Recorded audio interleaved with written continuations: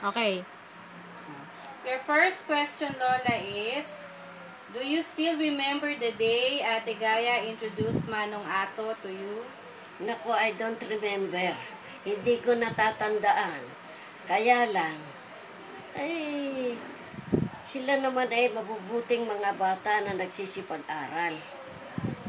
Sa UE nag-aaral si Ato. UE ba yan?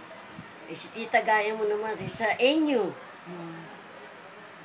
O pagka may mga, ano ba yan, party-party doon, magkakasama sila. Dahil kaibigan ni Tito Fred mo. Tsaka, ano pa ba yan? Oh, kahit Sino? si Daddy. Si Lolo Vic. Oo. Magkakakilala sila. Magkakalaro sa anong mga laro.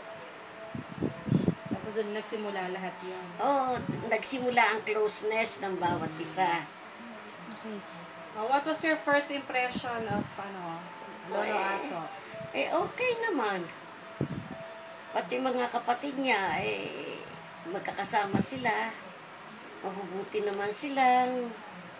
Ang kanilang mga magulang ay kakilala rin namin.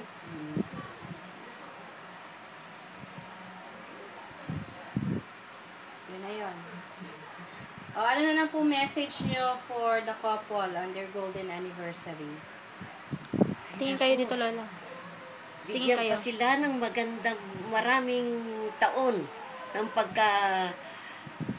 pagkabuhay. At sana